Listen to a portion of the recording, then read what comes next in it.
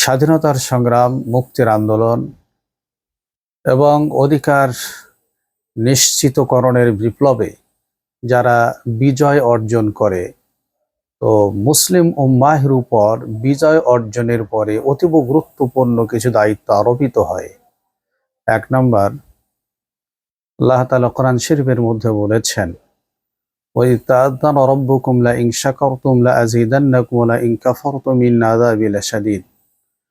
আল্লাহ তাআলা ফেরাউনের জুলুম, নিপীড়ন, নির্যাতন এবং গণহত্যার পরে আল্লাহ তাআলা যখন ফেরাউনকে নীল নদে ধ্বংস করে দিলেন, বনী ইসরাইলকে রক্ষা করলেন, তখন আল্লাহ তাআলা নির্দেশ করলেন যে তোমরা আল্লাহ তাআলা শুকর আদায় করো যে এত বড় জুলুম, অত্যাচার, নিপীড়ন, শোষণ, বঞ্চনা হতে, গণহত্যা হতে তোমাদেরকে রক্ষা করেছেন।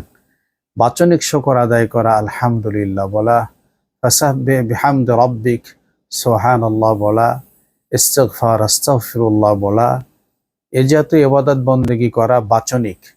আর কোরআন ও সুন্নাহর পূর্ণাঙ্গ অনুসরণ করা, এটা হচ্ছে এক নম্বরের কাজ।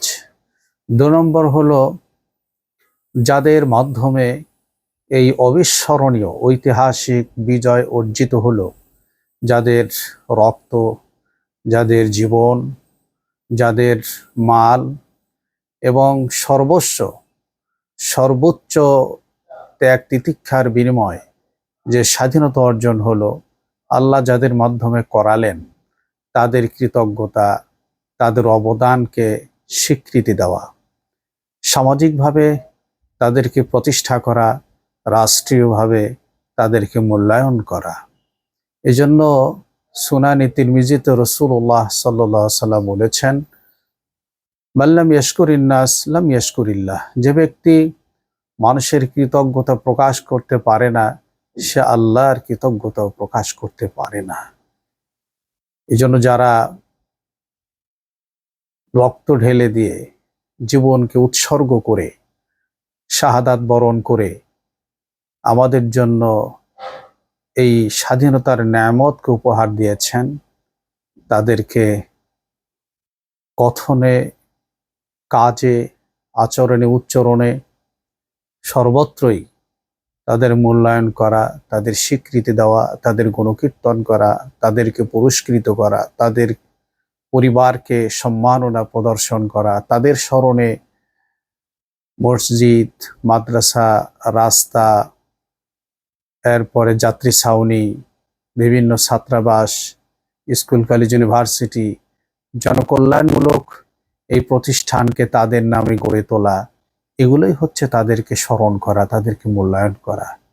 যারা বেঁচে থাকবেন, এই স্বাধীনতার নেয়ামত যারা উপভোগ করবেন, তাদের উপরে এটি অতীব গুরুত্বপূর্ণ দায়িত্ব। ৩ নম্বর হচ্ছে নামাজ কায়েম করা, সামাজিকভাবে, রাষ্ট্রীয়ভাবে। কারণ যার নামাজ ঠিক হয়ে যাও, তার সব কিছু ঠিক হয়ে যায়।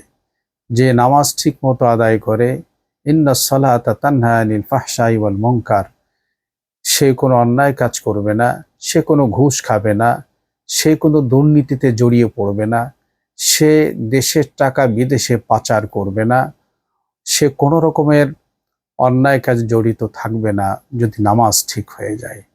এই জন্য ৩ নম্বরের দায়িত্ব হচ্ছে আকামুস সালাহ, নামাজ কায়েম করা। ৪ নম্বর হলো ওয়াআতুজ যাকা, যাকাত আদায় করা। অর্থনৈতিক যে বৈষম্য আছে, ধনী এবার গরিবের মধ্যে যে বড় ধরনের ব্যবধান, এই বিভাজন, এটা থাকবে না। ভারসাম্যপূর্ণ অর্থনীতি প্রতিষ্ঠিত হবে। একজনে সম্পদের পাহাড় গড়বে, আর একজনে না খেয়ে থাকবে, কুকুরের সাথে ডাস্টবিনে খাবার খাবে। এই জঘন্য দৃশ্য জাতি দেখবে না, উম্মাহ দেখবে না, যদি যাকাত ভিত্তিক অর্থ ব্যবস্থার প্রবর্তন করা হয় রাষ্ট্রীয়ভাবে। ৫ নম্বর হচ্ছে ওয়া'মারু বিল মা'রুফ, সৎ কাজে আদেশ প্রদান করা, সুশাসন প্রতিষ্ঠা করা, রাষ্ট্রের প্রতিটি সেক্টরে আইনের শাসনকে শতভাগ প্রতিষ্ঠা করা। 6 নম্বর হলো ওয়ানাহা আনিল মুনকার, এবং অসৎ কাজে বাধা প্রদান করা, অর্থাৎ দুষ্টের দমন, সৃষ্টের পালন। যত রকমের দুর্নীতি আছে, যত অন্যায় আছে, আর যত রকমের অপাচার আছে, এগুলোর থেকে মানুষকে বারণ করা। এ জাতীয় আরো অনেক কাজ আছে যেগুলো বিজয় অর্জনের পরে উম্মার উপর গুরুত্বপূর্ণ দায়িত্ব হিসেবে আরোপিত হয়। আল্লাহ তাআলা আমাদেরকে আমলের সৌভাগ্য দান করুন।